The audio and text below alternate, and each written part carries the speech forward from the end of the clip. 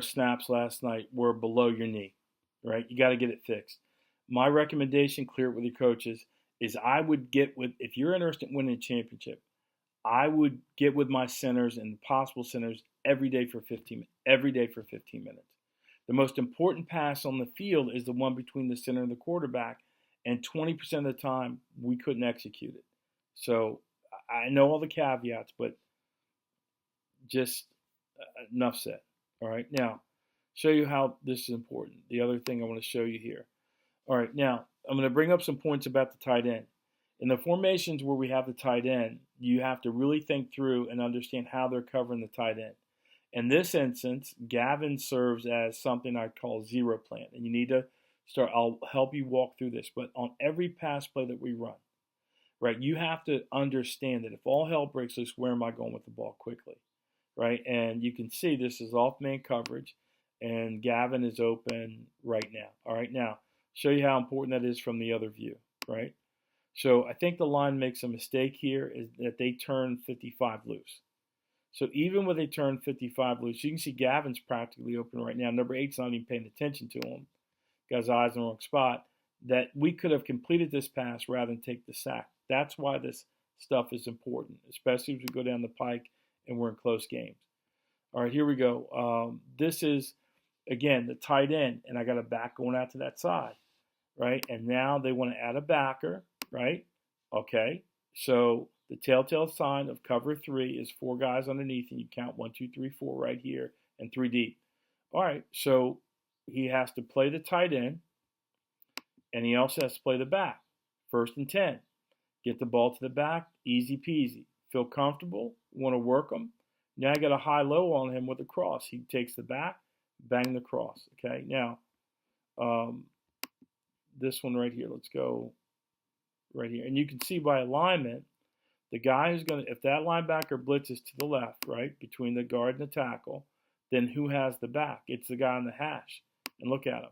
By alignment, there's no way he can get there. No way he can cover Jasper, okay? So better understanding. Here we go, and I want to talk to you about this too, because you got to correct this. You're getting better, and I'll show you something. Oh, whoa, whoa, whoa, whoa, whoa, whoa, whoa, whoa, whoa, whoa. Let's go here. Whoa, whoa, man, messing up. Okay. And it is this long base that you take and wind up. And what happens when you spread your feet almost 1.5 yards apart is balls are going to be short, balls are going to be slightly off. And I'll show you later on where you delivered a beautiful pass, probably the longest that we've seen you throw in a game with a proper base, okay? Let's go here. This is 26, okay? So now we have both backers blitzing. We're 1st and 10, and both backers are blitzing. So if both backers are blitzing, then the guy has the back is this guy, right? And if I really wanted to play him, because number 7 is blitzing, that means I got an off-man coverage to the boundary too. But he'll never get there. He's open on 1st and 10, all right? And then we do it.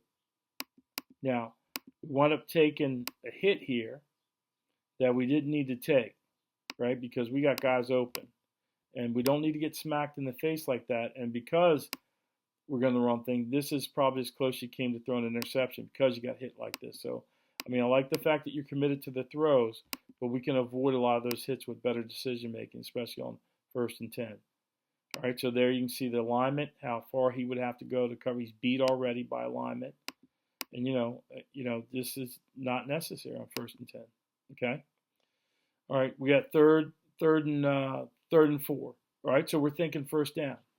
So we got 2 things here. I've got an out to the boundary, which is we're a little bit closer out to the field, I mean. And it's cover 3, which means it's 4 underneath, and that backer has, the cross here, right? So if I look at, I see number 2, turn his back, right? So I got an easy throw for the out for the 1st down, all right? Now, to the field, the middle of the field, you can see that Gavin has beat that backer, and I'll show you that in a second. Now here, process a defender. There's the same with receivers. If I'm even, I'm leaving. So in terms of our line drill, he's about to smoke this guy.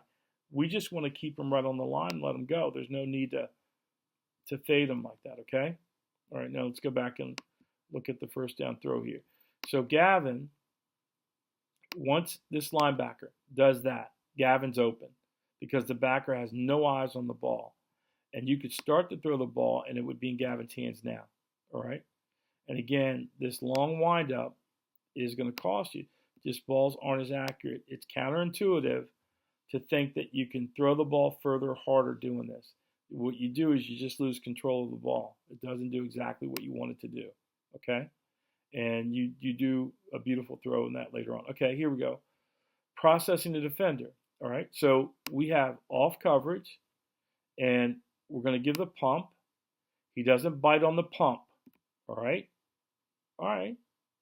Now, if we're processing the defender, what type of ball would you throw him right now? That's the stuff I'm talking about, right? You're sharp enough to do this. You're sharp enough to do this. And young guys, hope you're listening too. All right, here we go. This is better base, right? Watch your base. You don't get clicky. We don't get to a yard and a half. And this is a long ball. I mean, this ball went a long way, on line. Beautiful, beautiful throw.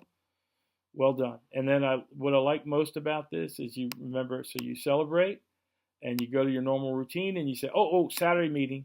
And then you run back and celebrate with your teammates. Well done, Tyler. Well done. All right, 62. All right, here we go. So now we're 1st and 10. We're, in the high red, and we got numbers to the field. They outnumber us to the field. So I got to look to the boundary. Look to the boundary. What I got going on? Oh, he wants the blitz. That means I got one-on-one with the tight end. So let me work that side. Right now, post snap, I see he's playing a terrible technique for an out-breaking route. So I've got an easy completion there to the boundary, right? All right, now, from here, I want you to watch your teammates. You do a good job of keeping your head up and moving around and all that kind of stuff, but watch your teammates. So Braden isn't just going to stand there. He understands scramble drill. Watch him. And then Trevor runs, gets in front of the guy to get a legal block, not from the side, gets his feet around to do this. Okay, just really well done. You got guys playing hard. As far as you go, I told you about this beginning of the year, and we're going to work on this. You can move around with both hands on the ball, just like you are here. You don't need to start doing this as you get near defenders and waving the ball around. Bad, bad, bad. And better not jumping, just a little hop there. So good job finding the completion. And then here we go to the beginning again. All right, so let's get better. I'll work with you this week, and let's beat Marshall.